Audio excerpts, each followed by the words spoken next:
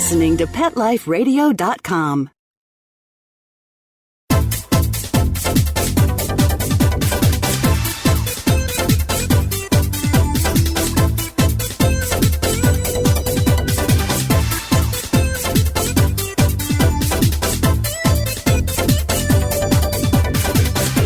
Hello! You're listening to Animal Party with your host, Deb Wolf, on Pet Life Radio. And once again, I've got back one of my favorite guests ever, Dr. Stanley Coren from UBC, professor of psychology, author of many, many, many dog books, including The Intelligence of Dogs, but many others as well. And Dr. Stan Coren, he's in a position to talk about pets and people and mental illness and how our minds work and autism and all these sorts of topics like nobody else, because he understands human psychology and dogs. So welcome to the show, Dr. Coren. Glad to be here, Deb. I'm hoping to just put some clarity on things, because I know there's a lot of garbage out there on the internet, and I just want people to understand the truth about things. So I saw some clips that you sent me of kids and with autism, kids diagnosed with autism, enjoying therapy with dogs, and actually in a facility where the dogs live with the kids and puppies. And it was just beautiful to watch. And we'll put a clip up of it on Pet Life Radio for those of you who want to check it out. It was just brought tears. Why does that work? What's the combination? What's the magic combination here when you have a kid with autism and a dog? Well, autism, one of the major symptoms of autism, one of the major problems with autism is communication difficulty. Kids don't communicate. They sort of withdraw into themselves, and because of that, it makes it difficult for them to learn. It makes it difficult for them to become social. And the value of a dog is that, first of all, the child feels in control. They are immediately perceived of as the boss by themselves, and the dogs are not threatening. You know, a dog is not going to tell you, no, that's not the way to say it. The dog is not going to tell you, I want you to do this. And so the child is really in a world where they have the sense of control. And control is the essence of being normal. You know, if you feel that you can control your life and what's going on in your life, then in fact you don't get depressed, you don't get aggressive, and you pay more attention, because if you're in control, then you have to know what's going on around you. So that's part of the reason. The other reason simply has to do with affection. That dog is there for you, giving you affection, and somebody who you can fawn over and pudgy and that kind of a thing. And so if you need a dose of tender, loving care at this moment in time, well, guess what? You don't have to, find the teacher or the therapist or the parent or whatever else. You've got your dog right there. And that's true for healthy kids, too. You don't have to have, even puberty, even all the things kids go through, divorce, a lot of kids would benefit from that constant cuddle creature in the house. That's right. And if you ask kids, to describe their family, their favorite people in their family, this is normal kids, they'll very often put the dog ahead of their brothers and sisters. If you ask them what they do with their dogs, you find out that dogs, in fact, are the ones that the kids tell their secrets to and talk to when they feel that the world is being unfair in some way. As a dog trainer, I have a question about this whole thing and how it works from the dog training point of view. It would be difficult for me, it has been difficult for me, to get a dog to bond with a special needs kid sometimes. Sometimes everybody else in the family is more emotionally connected and more easily affectionate, and it's very hard to get the dog to go to the one person that's least like that, especially puppy. And so I know some dogs must be sympathetic, empathetic, must actually go to that person particularly as a helper kind of a move. But some dogs and puppies would not. They would just go to the most fun person, the most affectionate, loving, loud, interactive person, which usually probably wouldn't be the autistic kid in a family where there's many kids. So how do you deal with that? Well, it depends on what the psychological problem is that the special needs kid has. And, for example, we know that kids with, learning disabilities, that kind of thing, in fact, can bond with dogs very, very well. And one of the reasons some people have argued is because the dog and the child are sort of thinking at the same level. That means to say they're not over-analyzing things, and they're they're much more involved with sort of the emotional content and what is going on at this particular moment in time, rather than long-term implications and that sort of thing. But sometimes, when there's difficulty, if there's a family with normal kids and special needs kids, sometimes the special needs kids don't get a chance to bond with the dog because the normal kids have taken over. Mm-hmm. Yeah, I've had to recommend things like only, the one boy who's getting least contact from the dog that they've actually got the dog for, I'll say, well, get him to do the feeding, get him to do the walks, get him, so you make him matter. Because he's the one the dog needs, right? And I know that people have this idea that dogs give unconditional love. I don't buy that. I think it's really conditional. You can walk into a house and know immediately who's taking care of the dog by the way the dog listens to that person and cuddles that person and looks at that person and stands between you and that person. I mean, there's so many things they show you. They right away say, hey, this is the person who's in charge of me right here, right here, right here. And it can be a kid. It's going to be that kid, right? That's what you have to do. But you also have to violate some of the rules. For example, if you have a dog which is serving a therapeutic function, that dog effectively has to be with the target person virtually 24/7. So, that dog sleeps in the room, and even if it wants to sleep on the bed, it doesn't make any difference.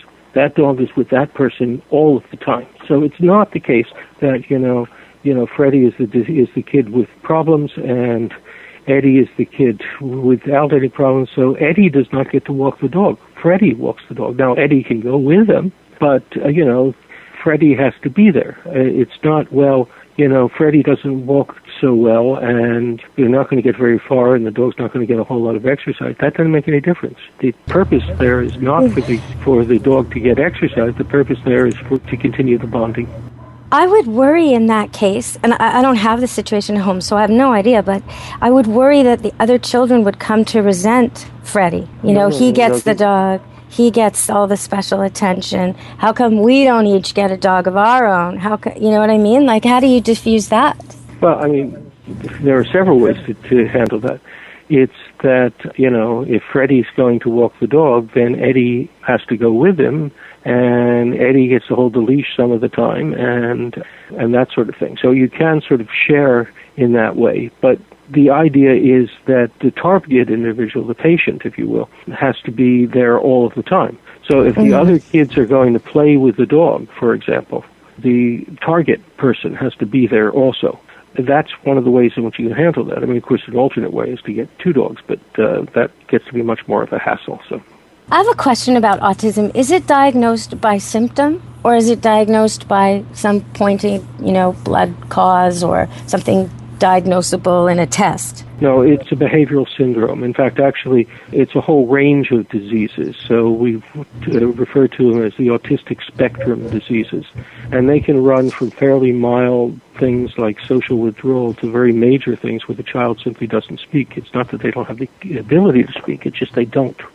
How often do you think is it ADHD and autism, are they misdiagnosed in kids that really maybe present that way, but there's some other cause?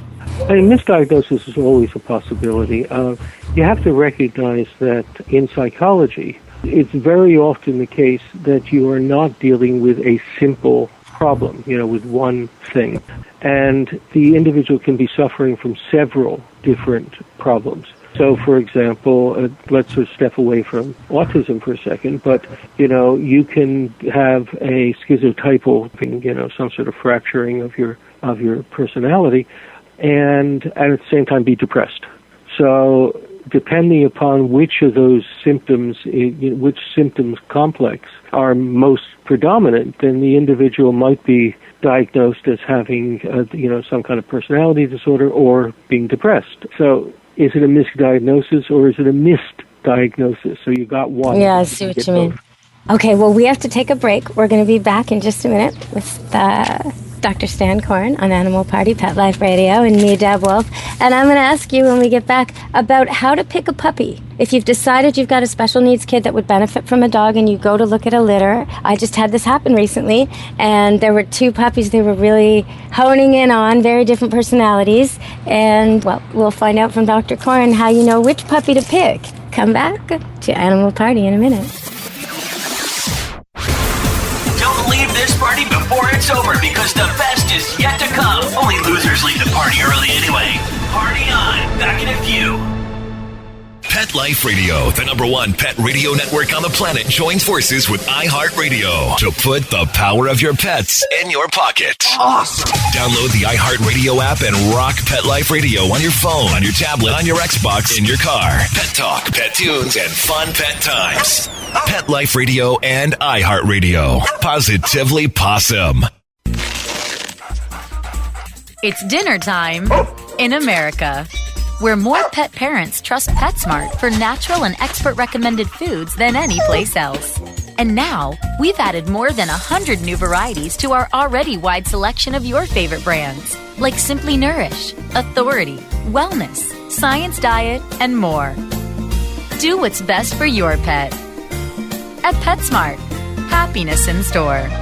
Go to PetSmartDeal.com to find out this week's coupon code and save up to 30% on food, treats, toys, and more. And get free shipping on orders of $49. Go to PetSmartDeal.com. PetSmartDeal.com. Let's Talk Pets on PetLifeRadio.com.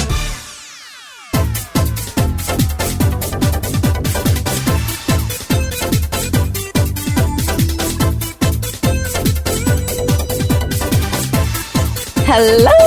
You're listening to Animal Party on Pet Life Radio with Deb Wolf, your host as always, and I'm partying it up with 6 standard poodle puppies that were born May 18th. They're gorgeous. If you want to see them, you just go to Facebook Camp Good Dog, and there they are. I took them in the pool with my kids to see who the swimmers were. So there's 6 puppies. They're all supposed to be water dogs. But Dr. Coren, they all didn't like the water equally. That's for sure. Right? There was a couple that clung to my kids or tried to get back out of the pool. And then there were a couple that tried to avoid us so they could swim longer, tried to do lengths, completely independent. One tried to jump back in after I took it out. So I think there is something. They're a lot alike. They've got the same mother, same father, a lot alike, same puppy rearing so far.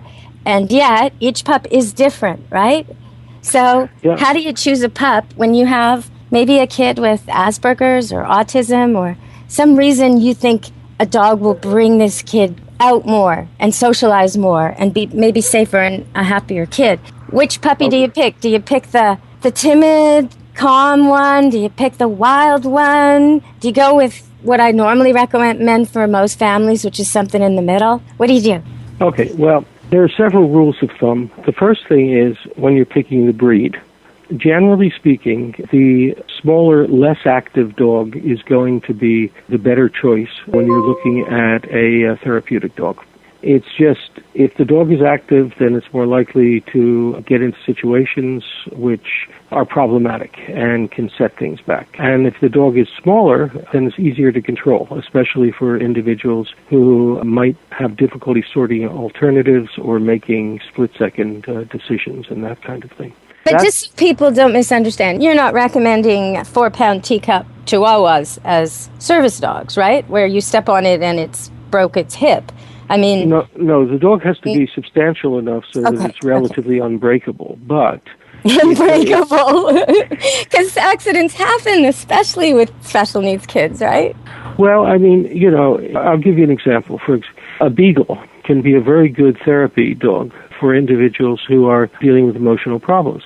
It's not a big dog, and you can control their activity level. But it's so forgiving. It doesn't hold a grudge, ever. A beagle is like, today is a new day. What are we doing today? But they also have solid bone structure, which means that if the kid is roughhousing with the dog is not going to break a leg, whereas a papillon might. Mm-hmm. So, you want the dog to be substantial enough so that you don't have to worry about it being injured. But when I say smaller... So most of the time it's going to be a lab-sized dog, 60-pounder, but you're saying rather than pick the puppy that's going to be 90, pick the puppy that's going to be 60. Is that kind of what I'm hearing?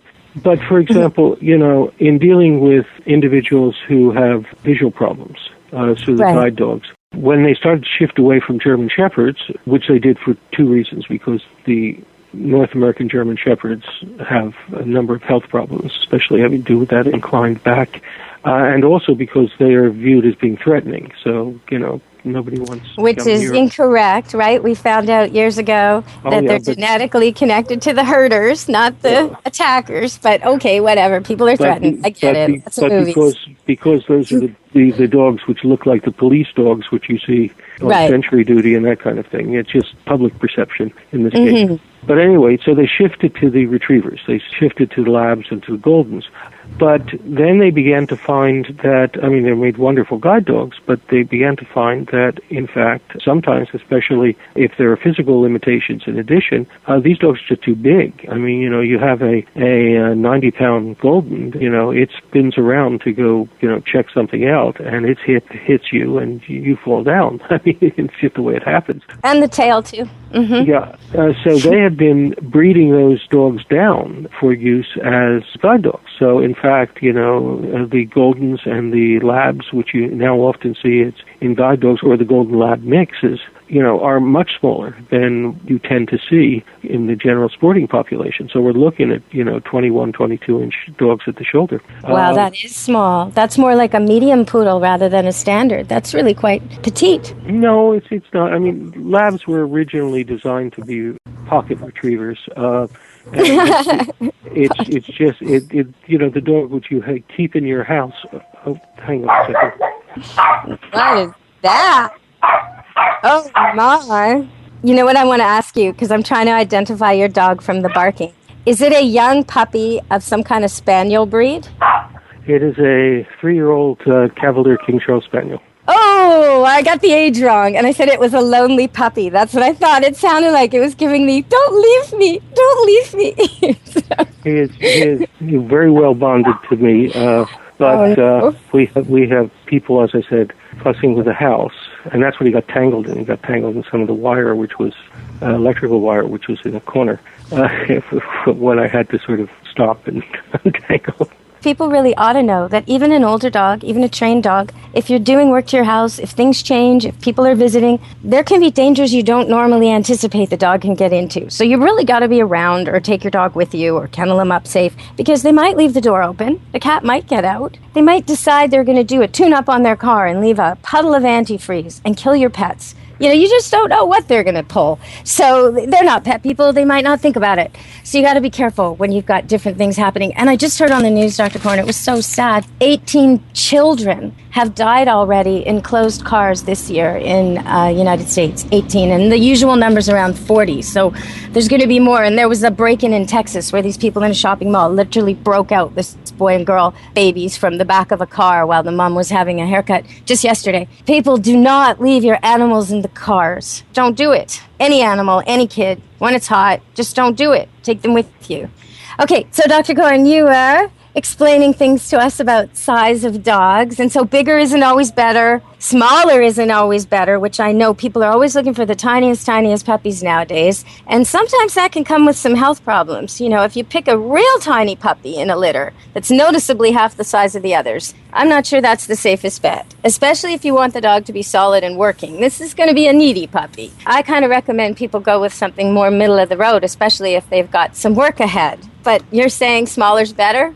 I'm saying if you have a breed, which you're deciding on, and we're talking very specifically here for dogs which can be used with special needs kids, then generally speaking, the dog which is a bit smaller and less active is going to be a good bet.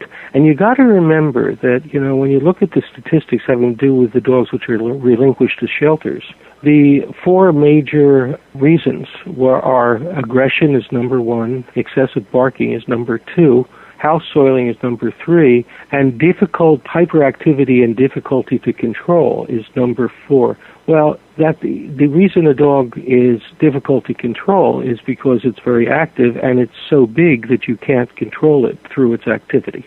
So, that's one of the reasons why you have to be careful when you're picking these. It's like the case that, there is no reason in the world why an Irish setter could not be a guide dog, except for the fact that they bounce, and they bounce, and they bounce. And they glide. They don't walk, they glide. Like standard poodles prance. Our setters float down the runway. They're runway models every minute of every day. How's my hair?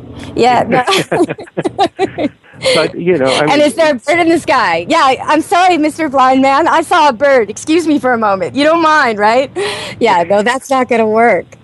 Yeah, so it's not that they're lacking in intelligence and work ethic or that sort of thing. It's just, they're bigger, active, strong dogs, and so it's Wait a minute. While we're on the Irish Setter topic, I want you to dispel this myth or shed some light anyway. People think Irish Setters are stupid, okay, and they think they're stupid because they think, and I'm not making this up. This is what people tell me. They think that their brain is rubbing against their skull. And that's why Irish Setters are stupid, because their heads are too small. Can you help me out on this one? Don't tell me you haven't heard this, because I hear this all the time. Well, first of all, field Irish Setters do not have the narrow head. But the people tend to think that Irish Setters are stupid is because they are difficult to train in the early stages. And the reason for this is they're very, very active, and they have an extended puppyhood. I agree with that. Yeah, they're very silly for a long time. I always tell people that the breeder will give you your dog at the agreed upon time, but you just got to remember the brain is back ordered by 18 to 24 months, because that they do have. You don't get the brain till later. Oh, that's funny. You get the body of the puppy. The brain comes later. They do have this extended puppyhood, but you got to remember that if you get an Irish Setter, by the time the dog is 4 or 5, you're going to be writing poems about it. I mean, they turn into these absolutely marvelous dogs, but you have to survive their puppyhood. Okay, explain this one to me. I knew an Irish Setter when I was a kid. Its name was Rusty. Yeah, okay. A girl Irish Setter, female, owned by a lovely family, lots of kids. They'd always had dogs after too. This dog used to come down their winding staircase and run right into the wall. But not once. Pretty much every time the doorbell rang. Doorbell would ring, and it did this once as a puppy, possibly by accident, but it almost seemed on purpose. It would come running down the stairs and run right into the wall. You almost felt bad ringing the doorway, because, oh my God, she's going to go thump. You'd hear her. Smash. And then she'd come greet you a little bit dazed. So what was going on with that? What was going on with that is that dogs really don't think about the future. They think about the present. So the doorbell goes, and they hit the gas pedal, and now they're flying down the steps, and their brakes are just not as good as their gas pedal. So that's what you're dealing with. It was like a cartoon, but as she got older, you felt really bad for her, Didn't want to make her hit her head. Oh, poor Rusty. Yeah. Well, they were burgled once. And Rusty did not protect the house. Rusty was let out, and she was roaming the neighborhood. So what do you find with that? I get people asking me that all the time. Will the standard poodle puppy I'm buying from you protect the house? And I say yes, and it will bark. It will definitely bark if someone tries to do harm to you. But are there some breeds that just won't? Yeah, you have to remember there are two, if you want the protect the house kind of a thing, there are two kinds of dogs which you have. You have watchdogs, which sound the alarm, and guard dogs, which actually physically guard you. And poodles are, in fact, watchdogs. I mean, they will sound the alarm, but they won't physically protect you. And a Chihuahua can be a watchdog. I mean, it would sound the alarm. So a guard dog, so a dog which is actually going to guard you, is much more like our working dogs. It'll be something like a Boxer or a German Shepherd or a Great Dane or something like that. The dogs, a Doberman is sort of the perfect guard dog kind of a thing. But watchdogs come in all varieties. I mean... Well, you know what? I want to ask you, because we're veering off topic, and I know I did that, but for special needs, what are the breeds? Can you get a dog to help your kid that will also protect your house, or is that not a possibility? I don't think that's a possibility. You can't get a standard poodle, so an alarm dog that will also be a good, like a hybrid, sort of? Yeah, a standard poodle, can be a watchdog, but they are not reliable watchdogs. That's not their thing. They don't have that territoriality. They don't have a good watchdog. Guard dog is very territorial and is basically not highly sociable. Akitas, you're talking. The ultimate, right? An Akita is sort of the archetype. And that would not make a good service dog, because there's no way it's going to be tied to your kid and walk through a busy schoolyard and be happy about it. That's right. And the same thing goes with Dobermans are a great example of that. German Shepherds are an example of that. They are wonderful, bright dogs, good working dogs and that sort of thing, but they're not kissy-faced, and they're not going to provide necessarily that emotional support that the child needs. Well, we're going to take a break here, and when we get back, I want to ask Dr. Coren, if a family's out there with an autistic kid or special needs kid and they're thinking of getting a dog for the kid, what if they already have a dog? Or what if they want a dog that's for the other kids, or that guards the house, or maybe they just have a different set of needs, a pocket dog? Can they have two dogs and have a working dog and still make this happen? Okay, stay tuned to Animal Party on Pet Life Radio with Deb Wolf. We'll be back in a second.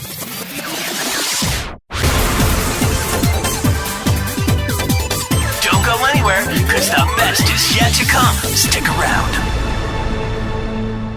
Dogs leave fur wherever they go. It collects all over the home.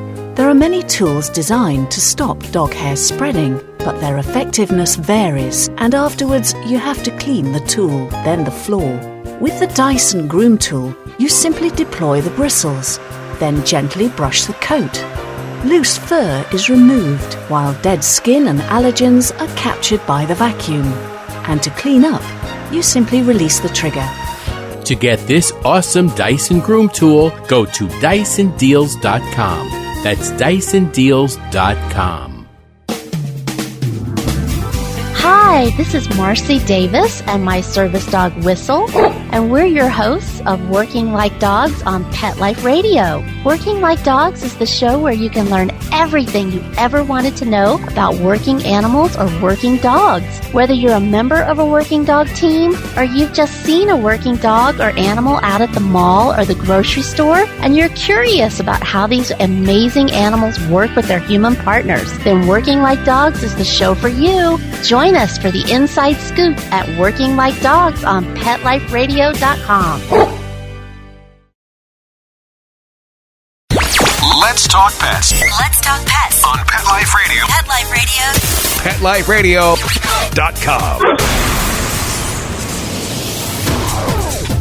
You're inside the VIP room. With the hottest party in town. Back to the party. Let's go. Hello! You're back on Animal Party, Pet Life Radio with Deb Wolf, and with me is Dr. Stanley Coren, author of many books, including The Intelligence of Dogs, and today we're talking about psychology, because he's a professor of psychology at UBC, where I went to school years ago. Seems like just yesterday, Dr. Coren. It's so beautiful out there. It is indeed. Yes. Well, okay, so if somebody already has a dog, or they're going to get a special needs dog, maybe a retriever, a calm, easygoing retriever that they're going to train to take care of and bond with their special needs kid, can they have a household Rottweiler or a Golden that just isn't trained, their old dog? How does it muck it up, or does it work together? It makes it more difficult. I mean, it's doable. I mean, we know that, in fact, something like 26% of all dog owners also own a second dog. So, that sort of thing is quite doable. You just have to be a little bit more careful about it. So you don't want your guard Rottweiler to teach your special needs assistance dog to bark all the time. And dogs do teach each other things, don't they? Oh, yes, they do model behavior on each other. So what you have to do, and this is really important, and it's one of the things which we always talk about when people make the mistake of getting two litter mates at the same time. You have to designate that, in fact, this dog belongs to this person and that dog belongs to that person. And those dogs basically have separate lives, although they're living in the same household, because there's a different individual who's responsible for it. So, and different tricks, different commands. That's what I find. Even with two dogs where neither is a working dog, they get jealous of each other if they're doing the same thing all the time, competing all the time. Yeah, they obviously have to get along with each other just for the safety and civility of the household. But in fact, it is the case that one individual has to be responsible for one dog and the other one has to be responsible for the other dog. So the special needs kid has his dog. That's his dog. or her dog, and the other dog belongs either to one or two people in the rest of the family. And that's difficult in times, sometimes for people to sort it out. I mean, I feel like playing today, and Freddie, who's the special needs person, his dog is there, and, I want to see whether he can fetch a ball. Well, I mean, Freddie's going to have to agree with it before you're going to get to do it. It's not that, you just want to run out and see whether this new ball is something which is going to attract him. That's going to be hard on the parents or on anybody who has to see the puppy missing out. The special needs dog maybe not getting the perks. That's a little tricky. But I guess you can even it out at nighttime when everybody's asleep. If you're the mom and you've left the dogs, you can take them for a walk, right? Okay, so I'm thinking about when I see kids playing, and I've taught Sunday school now for almost 20 years, so I see different groups. There's often, almost like a litter of puppies, there's often one or two that are quite speedy and one or two that are a little slow and some in the middle. And you could see how if we lived in a primitive way, the kid who never stops would be very valued because he could hunt like nobody else. Or the kid that I always see in detention at school, I notice, never stops on the basketball court. That kid will dive for the ball. That kid is awesome at trying in sports. He's not so awesome at behaving himself in school. Sometimes I think kids like that get diagnosed or labeled or treated or medicated when really it is a natural part of our tribe or pack. And I just want to ask you about that. Do you think that's happening? Well, there are personality characteristics which people have, and they are sort of varied for a whole bunch of reasons. I mean, evolution wants us to have these things be varied because, you want some people who are going to be caretakers, and some people are going to be leaders, and some people are going to be fighters, and some people who are going to be conscientious workers, and that kind of a thing. Yeah, and the guy who stays up all night to watch The Village. Well, that's not the person who's really mellow. It's not.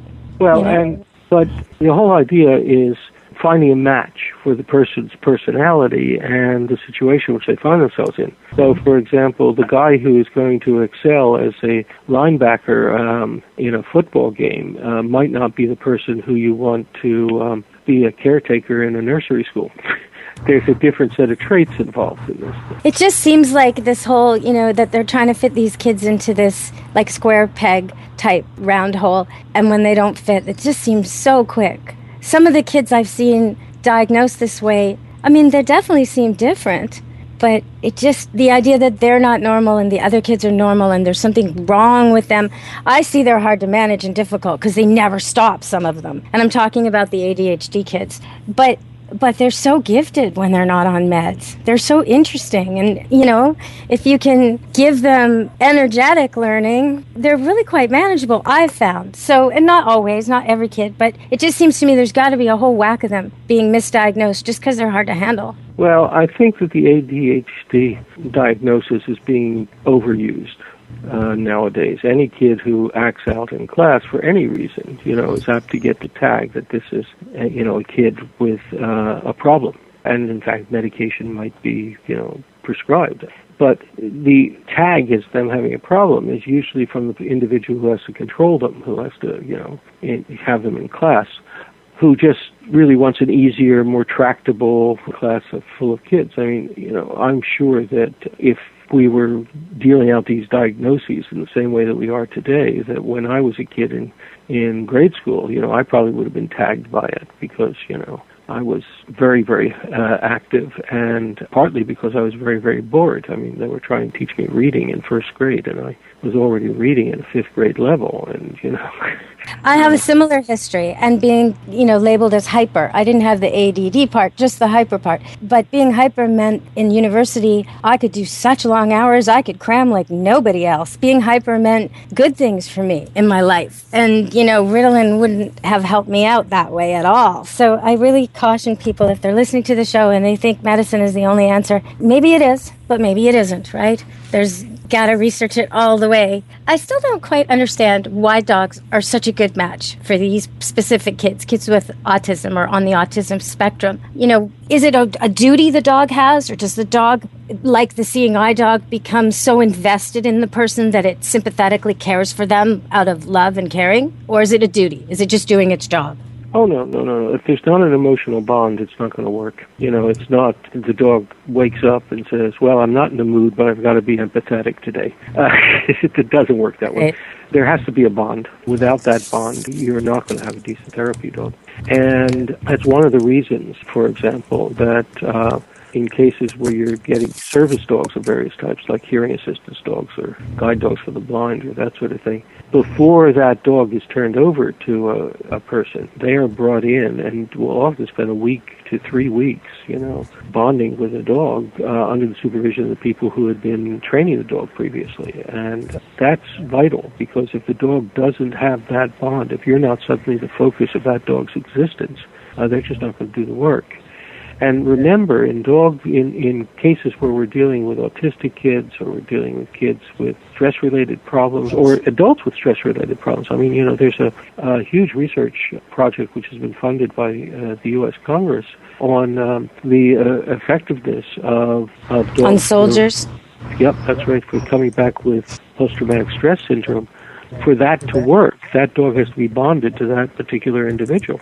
In many respects, certainly when you're dealing with these dogs involved in animal-assisted psychological therapy, it is in fact the emotional support which the dog is providing, which is a key component in the whole game. So the dog must be bonded. It's not the fact that we are going to hire you and you are going to be a therapist. Okay, so we're kind of coming to the end of the interview, and I definitely want to have you back on because there's more topics I want to ask you about. And maybe we'll even touch on soldiers and PTSD and how the dogs, interrupt their nightmares and go circle them in crowds and help them see that when they're having flashbacks, if the dog's calm, then obviously things are okay. They're mistaken, that sort of thing. So we'll talk about that maybe on a future show. But because I know a lot of people are going to be listening to this show, people with autism in their lives, I wanted to ask you, what are the good breeds and how can they get a dog like this? Is there any funding available? And what if they're going to go out and buy privately, can they train it themselves? Where would they go? We've got listeners all over the world with special needs kids who need to know what to do about this. Well, there are a number of organizations which are training dogs for specific conditions and specific syndromes. Generally speaking, the dogs of choice seem to be nowadays labs and Goldens. Can you train them yourselves? I think that there are some programs which have appeared in print which talk about how you train an assistance dog for these sorts of things. If you want to have a dog who is going to be not from one of the training agencies, you just really have to emphasize that dog must be very sociable and must be well bonded to the patient. I say bomb-proof. You want the puppy that's not afraid of anything, that doesn't startle easily, that isn't causing mischief, but isn't fearful and lingering behind either. The puppy that's just easygoing, laid back, pills can drop on the floor and it's not going to swallow them in a second. Stuff like that. Yeah, you want this sort of completely socialized dog. And the thing about, as you said, if pills are dropped on the floor, the dog doesn't go for it. That's one of the reasons why you want that slightly less active dog. Yeah, gives you a chance to mop them up. And a compassionate dog, a dog who's really bonded to the people. So if you're touring at a breeding site and you see these puppies and one is following the people around, that's the one. Yeah. Or whining at the gate to go in the house. That might be the one. Yeah. It's really the sociability of the dogs. There are some psychologists who feel that one of the major things which psychotherapy provides you with is a good, safe friend who you can talk to. And that is in the form of your therapist. So, the dog is basically going to be that sort of good, safe friend. And the other thing I wanted to say is wherever you are in the world, if there is a Seeing Eye Dog program, you can contact them because sometimes the dogs that don't quite make it get retrained for this. And sometimes it's subsidized. So you may find there's a free dog out there for you if you get your name on a list. But these Goldens and Labs. So now what if someone goes to the local shelter and sees a lab cross or a golden cross, some kind of mutt, looks mostly golden, looks mostly lab, has the padded feet and the round soft mouth. It's a golden, it's a lab, a cross. And it's social, and it's loving, and it's all over them. Is that a good pick? It can be. It's much riskier. Remember, when you're getting a dog from a shelter, you might be inheriting somebody else's problems. You might. I think that, if people are thinking about this sort of thing, there are a number of organizations which provide information. One of the best ones is the Delta Society. You can contact them. I think that they've even got some publications about assistance dogs and therapy dogs, or they can certainly direct you toward someone who has that information. So I would give a shot with them. They're a highly responsible, nonprofit group which does some wonderful work. Next time you come on, I want to ask you sort of related things. I want to ask you, I find it amazing, and I bet other people do too, that dogs can detect cancer, or that they can tell if you've just had a heart attack, or that a dog on Vancouver Island woke up the kid in the family who was diabetic because her sugar levels had dropped, and he wasn't even, or the dog was a she wasn't even trained, the dog. I want to know how that happened. So will you come on the show in the future and talk about some more of these psychological, animal-related topics? I'll even talk about the dog which has been trained to detect C. difficile, which is one of those superbugs in hospitals. Oh, wow. I heard they were using dogs. Someone tried to hire me to train dogs to find bed bugs. But I'm so squeamish. Yes, I didn't want the bed bugs in their little petri. I didn't want anything to do with any of it. I'm just too squeamish. But what a good use. That's amazing. The Hilton Hotel Corporation has a beagle which does that, which goes from hotel to hotel. Nice. Okay, So before we go, because we have to wrap it up, I'll have you back really soon, Dr. Coren. Can you tell everybody what your latest book is before we go? The latest book is called The Wisdom of Dogs. The Wisdom of Dogs. See, and now there's a whole topic right there. People say dogs are like a 3-year-old kid or a 6-year-old kid, and cats are like a 4-year-old kid. But they're so much more wise than even the wisest humans in some ways. So how can you say that? How can you say that? Their judgment calls, their ability to read situations in danger, their capacity to be in the moment no matter what. I mean, they're like Zen compared to the rest of us. They're way ahead. And that's a whole nother show, my love. Okay. What's The Wisdom of Dogs about? Let's give people a bit of a teaser. Can you tease them just a little? The Wisdom of Dogs is a little book which really has to do with our relationship to dogs and what dogs are capable of and what we think about them. And it's done much lighter tone than most of my other books.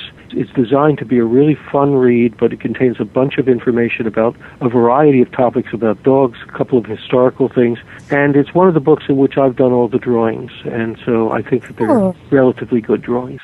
Oh, right on. Yeah, some of your books are very academic. I sit there with a pen and paper taking notes and highlighting, but like Intelligence of Dogs is like that for me. There's just so much in it. I don't want to miss anything. And I've got all these folded, you would hate to see it. It's all folded and dog-eared and, appropriately. But this one sounds like a nice light read. Good summer read for the beach, maybe. If you're going to the beach with your dog, take shade, take water. Feel it first so it's not too hot on his paws. And sunscreen if you've got freckles or pink spots. Well, I think we've run out of time, Dr. Coren. All right. Well, it was fun talking to you, Deb. It always is. Yes. Well, thank you, Stan. I hope to talk again soon. Okay. Thank you very much. All right, everybody. On Pet Life Radio, it's been Deborah Wolf, Animal Party, and Stan Coren, my friend from the dog tour 20 years back. We used to go traveling town to town with our dogs and our books and our merchandise, and we'd have tents, and we'd be side by side, and we'd each watch each other's booths so we could go have lunch or take our dogs for a bathroom break. So that's how we first met a long, long time ago. And he's been writing books ever since and coming to the show to enlighten us on topics that are sometimes hard to get the real information on. So thank you for listening today. And if you do have autism in your family and you want a pet, go to the Delta Society because they've got great resources for you and you can find everything you need from there. So until next time, be good to your animals. Let's Talk Pets, every week on demand, only on PetLifeRadio.com.